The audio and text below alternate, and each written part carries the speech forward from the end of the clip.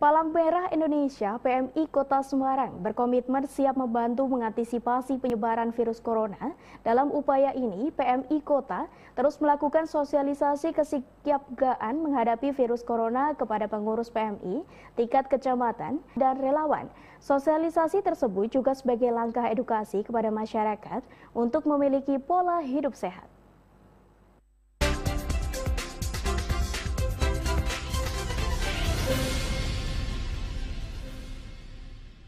Wabah virus corona yang saat ini sudah masuk ke Indonesia menjadi perhatian serius baik instansi pemerintah maupun organisasi kelembagaan. Lalu bagaimana PMI Kota Semarang mengantisipasi penyebaran virus corona? Di sebelah saya sudah ada Ketua PMI Kota Semarang, Bapak Sofa Kasani. Bapak, apa kabar? Baik ya Bapak ya. Di tengah wabah seperti ini tetap aktivitas tetap berjalan dengan normal ya. Berjalan dengan baik. Berbicara mengenai virus corona yang sudah masuk ke Indonesia Bapak, sejauh ini langkah PMI Kota Semarang seperti apa sih untuk menanggulangi penyebaran semakin meluas ini Bapak? Iya, terima kasih. Jadi pada dasarnya kita di PMI Kota Semarang sebenarnya sudah dianjurkan oleh PMI Pusat untuk semua PMI di seluruh Indonesia untuk ikut berpartisipasi agar supaya masalah virus corona ini bisa dicegah dengan baik tanpa menakutkan. Ini yang menjadi masalah karena sekarang ini banyak masyarakat yang merasa ketakutan. Ya, akibatnya apa? Akibatnya ini akan berdampak pada ekonomi dan sebagainya. Oleh karena itu PMI dari pusat sampai ke daerah sampai ke kecamatan-kecamatan sudah dilaksanakan sosialisasi dan juga para pimpinan PMI sampai ke tingkat desa kita pun sudah mengadakan sosialisasi. Oke, untuk kalau kita melihat di Semarang sendiri merupakan salah satu tujuan wisata untuk para warga negara asing, Bapak. Nah, antisipasinya untuk mereka sendiri bagaimana, Bapak? Ya, sebenarnya kalau dari warga negara asing kan sudah ada protokol dari pemerintah ya. Jadi kalau misalnya dia datang di bandara, tentu di bandara sudah ada protokolnya. Kalau dia datang dengan kereta api juga saya kira di sana sudah ada protokolnya. Kalau di stasiun bis saya kira sudah. Semuanya ada protokolnya yang sudah dibuat oleh pemerintah. Sehingga dengan demikian saya kira kita tidak perlu terlalu khawatir itu ya. Jadi kita asal tidak ada gejala dan sebagainya, mudah-mudahan sih tidak akan menyebabkan gangguan pada masyarakat.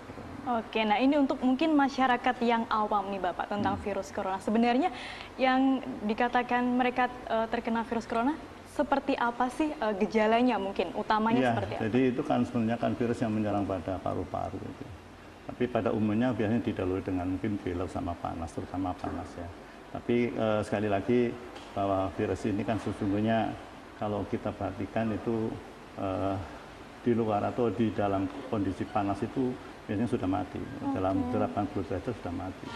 Dan kita tahu bahwa virus ini di temperatur yang tinggi tentu tidak akan hidup. Tapi di temperatur dingin seperti di daerah mungkin waktu sekarang ada di daerah yang bermusim dingin, maka itu bisa sampai tahan 30 hari kata para ahli itu. Tapi kalau di yang panas paling 1 hari.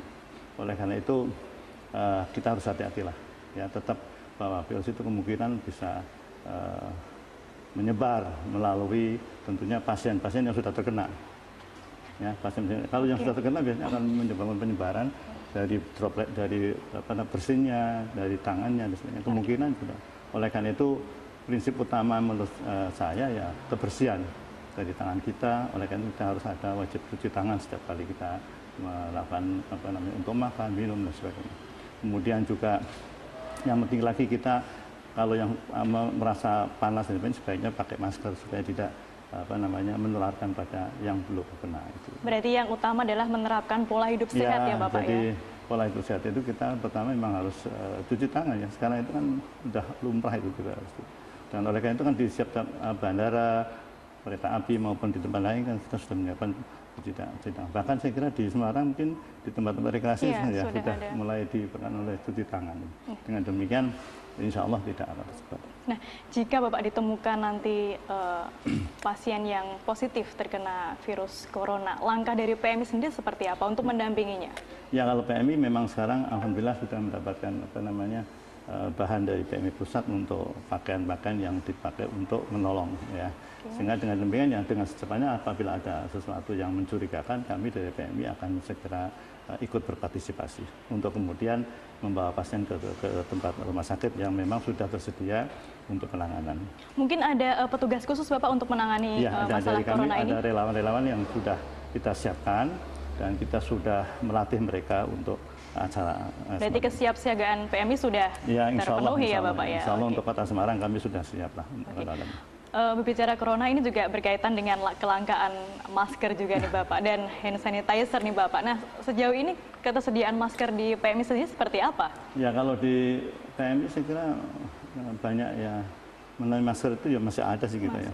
Tapi ya penggunaannya tadi saya katakan tidak harus terlalu takut itu pakai masker. Ya kita lihat aja lah kondisi dan sebagainya. Yang seharusnya memakai masker dianjurkan itu yang sakit ya Bapak ya? Yang nolong, yang sakit itu mestinya pakai masker. Yang merasa flu dan sebagainya sebaiknya pakai masker supaya paling tidak virus influenza lain pun tidak mengeluarkan gitu. Kalau itu hanya virus influenza atau virus yang lain. Karena virus kan banyak. Jadi sekali lagi ya mohon pada masyarakat untuk bisa betul-betul perhatian dengan baiklah, hidup yang sehat aja lah, hidup yang bersih, ya insya Allah akan terhindar dari virus corona ini. Nah ini mungkin untuk masyarakat yang selama ini merasa was-was juga Bapak, mungkin sekarang batuk sedikit atau flu sedikit mereka sudah was-was. Sebenarnya kalau mereka merasa seperti itu, langkah pertama yang harus mereka lakukan apa? Apakah langsung mereka pergi ke rumah sakit atau bagaimana Bapak? Ya sebaiknya memang kontrol aja ke dokter setempat atau ke poliklinik yang dekat.